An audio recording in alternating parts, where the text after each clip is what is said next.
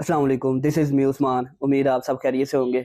जैसे ही बाबर आज़म को कप्तान बनाया है, शहनशाह अफरीदी नाराज़ नज़र आ रहे हैं और पूरे सोशल मीडिया के ऊपर बाबर आज़म के हामी जो हैं वो बड़े खुश नज़र आ रहे हैं। लेकिन कुछ लोग सपोर्ट कर रहे हैं शहनशाह अफरीदी को, बिल्कुल बनता भी है कि जिस तरह उनको सैक किया गया बहुत ही गलत था शहनशाह अफरीदी की, और करीबी दोस्तों की नाराज़गी भी बिल्कुल जायज़ा बनती भी है। और बोर्ड ने एक और ग्रुपिंग के हवाले से जो बात की, उसके अलावा Mohsin Naqvi one two one meeting नहीं करके गए शहनशाह अफरीदी के साथ, उसकी क्या वजह है उसके ऊपर डिस्कस करेंगे। आज का टॉपिक हमारा यही है कि बाबर आजम को कप्तान जैसे ही बनाया शहनशाह अफरीदी की नाराजगी, और बोर्ड ने कुछ बड़े फैसले किए हैं रिप्लेसमेंट के हवाले से, उसके ऊपर डिस्कशन करेंगे। लेकिन उससे पहले अगर आप चैनल पे नए तो सब्सक्राइब कर लें, पेज पे नए तो फॉलो कर लें, बेल आइकन को प्रेस कर लें, पोस्ट नोटिफिकेशन ऑन कर लें, ताकि हर आने वाली नई वीडियो सबसे पहले आप तक पहुंच सके। तो शुरुआत बिल्कुल जी मैं शहनशाह अफरीदी से ही करूंगा कि जिस तरह उनको सैक किया गया, और बगैर इन्फॉर्म किए एक बंदे को, प्लेयर को पता लग रहा है कि यार सोशल मीडिया के ऊपर उनको न्यूज आ रही है। और फिर उसके बाद मजे की बात ये हुई है कि एक प्रेस रिलीज जारी की गई है जिसमें ये कहा जा रहा है कि मैं बाबर आजम को फुल सपोर्ट करता हूँ, मैं बाबर आजम का एहतराम करता हूँ, मैं पाकिस्तान टीम को साथ हो रही है। वो शहनशाह अफरीदी से रिलेटेड एक प्रेस रिलीज जारी की गई जो कि उनको पता भी नहीं, और वो बता रहे हैं कि मैं सो रहा था जब ये चीज हुई है। और बिल्कुल लाइल्मी का इजहार किया उन्होंने कि मैं अफ्तारी के बाद सो रहा था जब ये पोस्ट हुई है। तो जाहिर है वो कैसे खुश होंगे कि मुझे कप्तानी से हटा दिया। और ये वो बोर्ड में भी जाहिर है आपको चाहिए था कि एतमाद में लेना। यहाँ पे अनफॉर्चुनेटली यहाँ पे क्रिकेट का स्ट्रक्चर, हमारे मैं कहता रहता हूँ कि यहाँ पे जो लेवल है वो नहीं है। और चाहे वो मोहसिन नकवी हो, जका अशरफ हो, या कुछ भी कोई भी बंदा आता है यहाँ पे और उसी तरह पुराने तरीकों के साथ जो है चलता जा रहा है, कोई नई इनोवेशन नहीं आ रही, कोई एक प्रॉपर तरीके से काम नहीं हो रहा। अगर आपने शहनशाह अफरीदी को हटाना ही है, अब बाबर आजम को बुलाओ, शहनशाह अफरीदी को बिठाओ, उनको को यार आप में ये फ्लॉज हैं, आप में ये चीजें हैं, और हम लोग इस चीज को चाह रहे हैं कि यार हम लोग बाबर आजम को इसलिए रिटेन करना चाह रहे हैं कि यार बाबर आजम एक बैट्समैन है और काफी देर से टीम को लीड कर रहे हैं और यूनाइट हैं। और अगर इंजरी का मसला हो जाता है, अगर आपको हम लोग रोटेशन पॉलिसी के ऊपर जाएंगे कि ताकि आपको वर्ल्ड कप तक हम लोग सेव कर सकें, फास्ट बॉलर्स का इंजरी का इशू हो सकता है, कप्तान का ग्राउंड में विकेट के पास रहना बड़ा जरूरी है। और जो भी आपके डिस्कशन थे आप उसको साथ बैठें, आप उनके साथ अच्छी तरह बात करके उनको जो है वो खत्म करें, या आप उनको एटलीस्ट मुलाकात भी नहीं करना चाहते तो आप एटलीस्ट आप उनको फोन करके बता दें। तो ये पाकिस्तान में जो क्रिकेट का जो कल्चर है ना, वो ये एक अच्छी चीज। यहाँ पे जका अशरफ की मैं बिल्कुल तारीफ करूंगा कि उन्होंने अगर बाबर आजम को हटाना भी था, चाहे उन्होंने एक मुलाकात की है और उसके अंदर उनके साथ बात करके उनको हटा दिया, तो ये एक अच्छा प्रॉपर वे था कि आप किसी के साथ भी जो भी कर रहे हैं। इसी तरह कामरान अकमल भी कह रहे थे कि हम लोग ग्राउंडों में जाकर देख रहे हैं जब वो सिलेक्शन कमेटी का ऐसा देखा, वो तो एक मीडिया की इतनी हाइप नहीं बनी, लेकिन ये काफी हाइप क्रिएट कर गया शहनशाह अफरीदी वाला मैटर जो है। कामरान अकमल भी यही, वो जब चीफ सेलेक्टर थे तो वो ग्राउंडों में चक्कर लगा रहे थे, उनको पता ही नहीं कब हटाएगा। तो ये इस तरह के मामला जो बोर्ड को चाहिए, थोड़ा सा एक प्रॉपर एक आप अदारा चला रहे हैं तो इसको एक वेल मैनेज तरीके से होना चाहिए।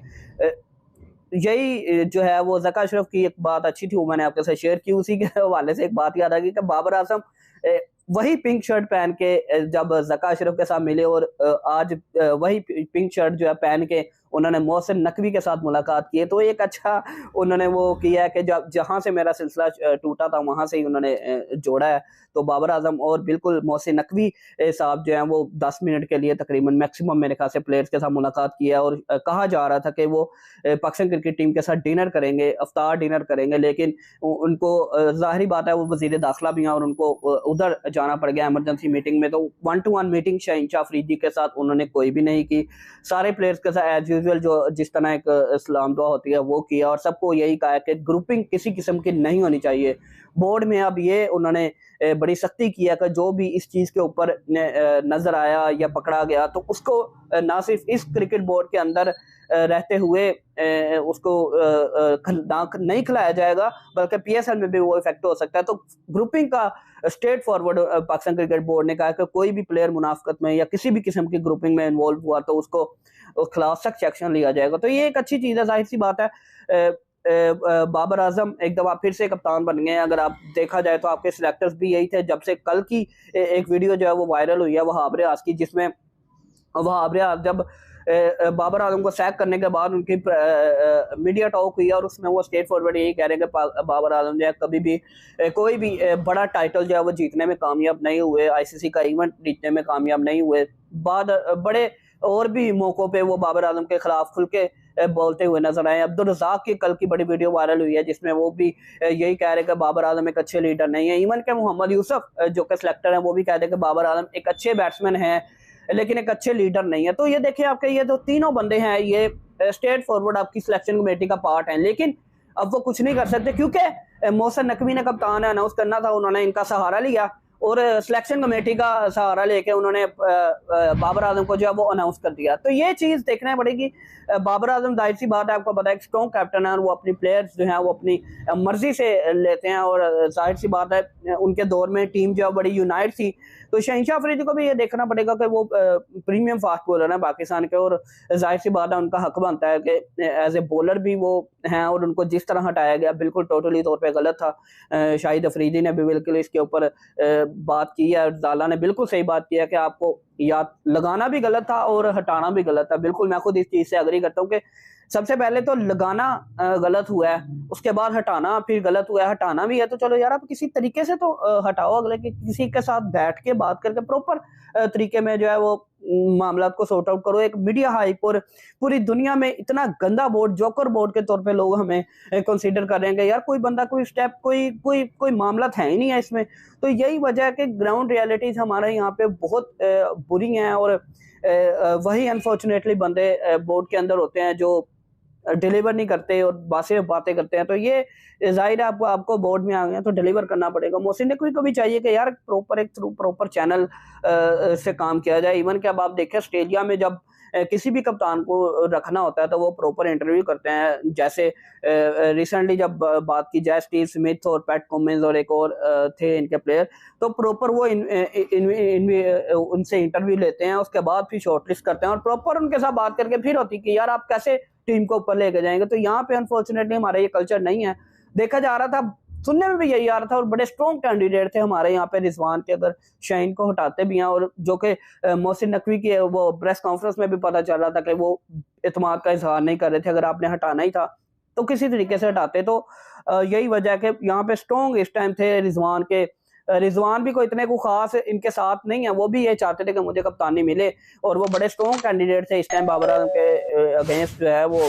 लेकिन मोहसिन नकवी ये चाहते थे कि बाबर आजम को बना दे। ऑफिशियली तौर पे जाहिर सी बात है अगर फैन फॉलोइंग के लिहाज से देखा जाए तो उन्होंने फैन फॉलोइंग के तकरीबन 80% जो फैंस हैं वो बाबर आजम को ही चाहते हैं। तो एक अच्छी चीज़ है, मैं बाबर आजम के खिलाफ नहीं हूँ। बाबर आजम के फैंस बिल्कुल ये चाहते हैं जिस तरह उनके दौर में टीम यूनाइट थी और नो डाउट ठीक है वो हम लोग कोई बड़ा इवेंट नहीं जीत सके, लेकिन आगे की उम्मीद यही है कि पाकिस्तान इंशाल्लाह अच्छा परफॉर्म करेगा और किसी भी किस्म की ग्रुपिंग में इन्वॉल्व नहीं होगा। हाँ, कल बड़ी शहनशाह अफरीदी और बाबर आजम की जो है वो पिक्चर जो है और वीडियोस जो हैं वो प्रैक्टिस करते और स्नूकर खेलते और गेम्स को एंजॉय करते वहाँ पे ट्रेनिंग में नजर आ रहे हैं, लेकिन बज़ाहिरी तौर पे आप लोगों को ये सब लग रहा है, लेकिन ऐसा कुछ भी नहीं है। अंदर से सारे प्लेयर जो हैं वो एक दूसरे के अगेंस्ट हुए हैं और इस टाइम टोटली तौर पे पाकिस्तान टीम में जो है मेरे ख्याल से ग्रुपिंग का सिलसिला जो है वो शुरू हो चुका है और बोर्ड ने इसके खिलाफ जो है वो सख्ती से एक्शन लिया है कि बाबर आजम कप्तान है और इवन के चीफ सेलेक्टर जो भी हैं वो सारे पीछे एक लाइन में लगेंगे और बाबर कप्तान है और बिल्कुल जो फैसला वो करेंगे वही ठीक होगा। तो ये एक उन्होंने बिल्कुल स्ट्रॉन्ग कप्तानी के हवाले से बाबर आजम को राइट्स दिए हैं। तो ये एक अच्छी चीज़ है कि बाबर आजम, जाहिर बात है जो प्लेयर बोलते रहे वो मुझे याद आ गया कि शान मसूद कह रहे हैं मेरा क्या कसूर है भाई, मैंने आपको क्या कहा, मुझे रेड बॉल से कप्तानी हटा रहे हो। तो ये आने वाले दिनों में इसका भी मेरे ख्याल से बोर्ड जो है वो फैसला कर देगा, लेकिन मेरे ख्याल से रेड बॉल में शान मसूद को ही कैप्टन रहना चाहिए। मेरे ख्याल से वो एक स्ट्रॉन्ग टेम्परामेंट के बंदे हैं और टीम को अच्छी तरह लीड करेंगे। बाबर वाइट बॉल के कैप्टन मेरे ख्याल से ज़्यादा अच्छे हैं। तो wish you good luck Babar Azam और शान मसूद के पाकिस्तान टीम को, जिस तरह भी जो भी लीड करे, लेकिन हमें चाहिए जीत और हमें चाहिए परफॉर्मेंस। तो ग्रुपिंग पाकिस्तान क्रिकेट टीम में नहीं होनी चाहिए। उम्मीद तो यही है कि पाकिस्तान क्रिकेट टीम, जाहिर बात है वर्ल्ड कप खड़ा हुआ है, अब करीब है हमारे और न्यूजीलैंड की सीरीज है, उसके बाद फिर आयरलैंड और फिर इंग्लैंड के साथ सीरीज है, बैक टू बैक सीरीज है। तो ये प्रिपरेशन करने का एक अच्छा टाइम है पाकिस्तान की टीम। उम्मीद तो है कि आमिर और इमाद के होते हुए जारी बात है बाबर आजम भी इन चीज़ों को बुला चुके हैं और वो स्टेप अप करके इंशाल्लाह एक अच्छी जर्नी स्टार्ट करेंगे दोबारा से कप्तानी की। तो उम्मीद तो पूरी है कि पाकिस्तान की टीम एक यूनाइट होकर अच्छा तरीके से खेलेगी। तो पाकिस्तान टीम के लिए दुआ करें कि अल्लाह पाक उनको कामयाबी करें। मुझे भी अपनी दुआ में याद रखें। इंशाल्लाह अगली वीडियो में मुलाकात होगी। Till then bye bye. अल्लाह हाफ़िज़।